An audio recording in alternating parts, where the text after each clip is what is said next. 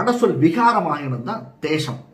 அந்த தேஜஸ் யாரு? பகவானுடைய தேஜஸ். அவன் எப்படிப்பட்ட தேஜஸ் உடையவன்? நாராயணமூர்த்தி எப்படிப்பட்ட தேஜஸை உடையவன்? அவனை பற்றி நான் பாடுறேன், நீ கேட்கலையா? என்னது? நாராயணமூர்த்தி தேசமுடைய நாராயணமூர்த்தி பாடவும், அவனை பற்றி நான் பாடவும் நீ கேட்டே கிடத்தியோ அப்படின்னா என்ன அர்த்தம்? இன்னொரு அழகான வார்த்தை அதில் மறைஞ்சிருக்கு. திறவேலோ. எதை திறவேலோ? உன்னுடைய மனசை திறந்து பாரு. எப்போ பார்த்தாலும் மூடின்னு இருக்காத மனசை.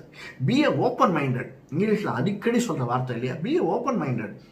ஒருத்தவா தப்பா சொல்றாளா? அப்படி இருக்காத, எடுத்துக்காத. நீ எல்லாத்தையும் தப்பா எடுத்துக்காத. B A open minded. அதை பத்தி திங்க் பண்ணி பாரு, அதை பத்தி புரிஞ்சுக்கோ. அதை தான் சொல்றார். பி ஏ அதை தான் ஆண்டாள் சொல்றார். திறவேல. உன்னுடைய மனதை திறக்க மாட்டாயா? எதற்கு திறக்க மாட்டாயா? ஆச்சாரியன் சொல்வதை கேட்பதற்கு, பகவானுடைய மோட்சத்தை அடைவதற்கு, அவனை புரிந்து கொள்வதற்கு. நாராயணன் மூர்த்தி தேசம், அவனுடைய தேசம் எது? மோட்சம்.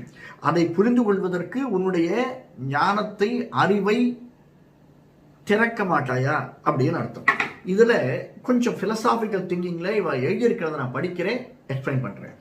பாகவதர்கள் ஒருவரை ஒருவர் பிரியும் போது பிரிவு துயர் தோன்ற பேசுவதையும், ரகசிய மந்திரங்களை வாயால் சொல்லுகின்றவர்களான சொரூப உபாய புருஷார்த்தங்களை அறிந்த ஸ்ரீ வைஷ்ணவர்களை, சம்சாரிகளின் திவ்ய பிரபந்த அனுசந்தானத்தை நீ கேட்டிலையோ?